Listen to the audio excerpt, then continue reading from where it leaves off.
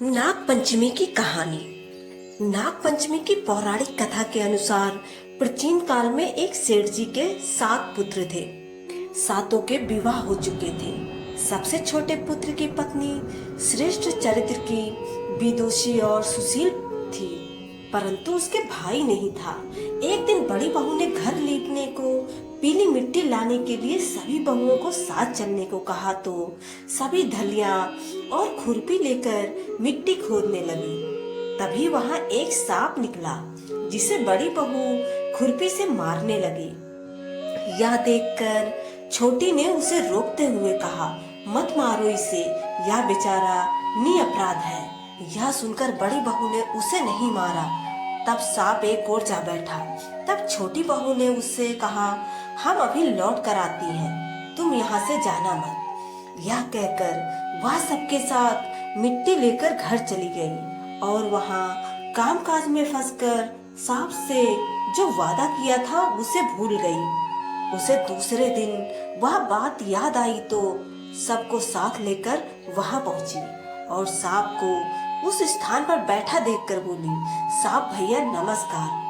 सांप ने कहा, तू भैया कह चुकी है, इसलिए तुझे छोड़ देता हूँ, नहीं तो झूठी बात कहने के कारण तुझे अभी डस लेता। वह बोली, भैया मुझसे भूल हो गई, उसकी क्षमा मांगती हूँ। तब सांप बोला, अच्छा तू आज से मेरी बहन हुई और मैं तेरा भाई हुआ, तुझे जो मांगना है मांग ले। वह बोली, भैया मेरा कोई नहीं है, अच्छा हुआ जो तू मेरा भाई बन गया। कुछ दिन व्यतीत होने पर वह सांप मनुष्य का रूप रखकर उसके घर आया और बोला कि मेरी बहन को भेज दो। सबने कहा कि इसके तो कोई भाई नहीं था, तो वह बोला, मैं दूर के रिश्ते में इसका भाई हूँ, बचपन में ही बाहर चला गया था। उसके विश्वास दिलाने पर घर के लोगों ने छोटी को उसके साथ भेज दिया।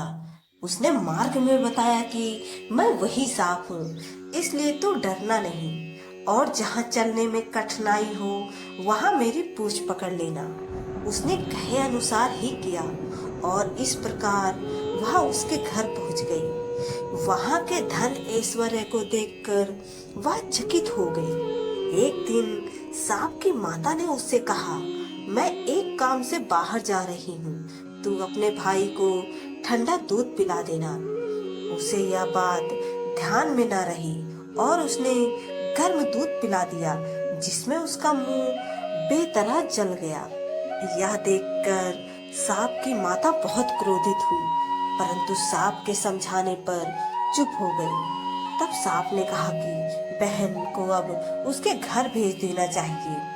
तब सांप और उसके पिता ने उसे बहुत सा सोना, चांदी, जवाहरात, वस्त्र भूषण आदि देकर उसके घर पहुंचा दिया।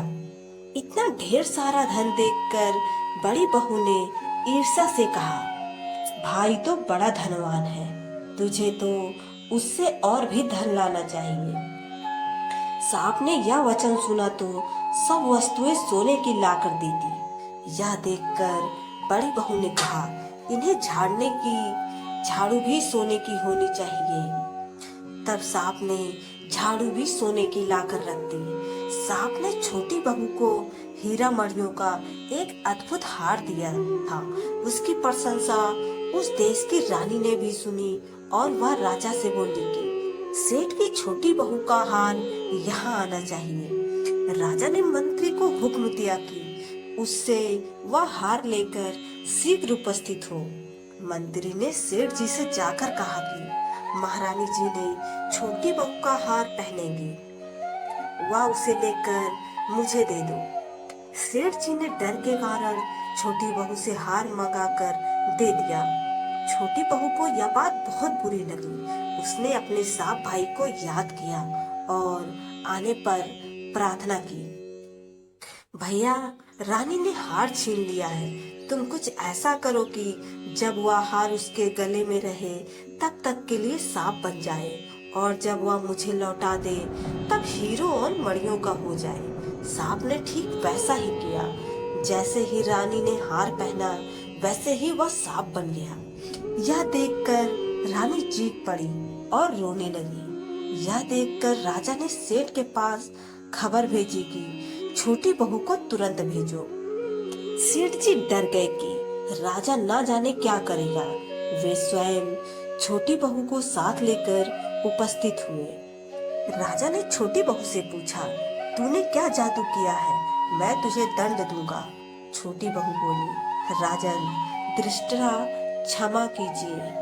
यह हार ही ऐसा है कि मेरे गले में हीरो और मणियों का रहता है और दूसरे के गले में सांप बन जाता है। यह सुनकर राजा ने वह सांप वाला हार उसे देकर कहा, अभी पहन कर दिखाओ। छोटी बहू ने जैसे ही उसे पहना वैसे ही हीरो मणियों का वो हो गया। यह देखकर राजा को उसकी बात का विश्वास हो गया और उसने प्रसन्न होकर उसे बहुत सारी मुद्राएं भी पुरस्कार में दी। छोटी बहू ने अपने हार और धन सहित घर लौट आई। उसके धन को देखकर बड़ी बहू ने ईर्ष्या के कारण उसके पति को सिखाया कि छोटी बहू के पास कहीं से धन आया है। यह सुनकर उसके पति ने अपने पत्नी को बुलाकर कहा, ठीक ठीक बता कि यह धन तुझे कौन देता है। तब वह सांप को याद करने लगी। तब उसी समय सांप ने प्रकट होकर कहा, यदि मेरी धर्म बहन के आचरण पर संदेह प्रकट करेगा तो मैं उसे खा लूंगा। यह सुनकर छोटी बहू का पति बहुत प्रसन्न हुआ और उसने सांप देवता का बड़ा सत्कार किया। उसी दिन से नाग पंचमी का त्योहार मनाया जाता है और स्त्रियां सांप को भाई मानकर उसकी पूजा करती हैं। दोस्तों, अगर आपको यह मेरी छोटी सी वीडियो पसंद आई हो तो चैनल को सब्सक्राइब, लाइक और शेयर जरूर करें। धन्यवाद।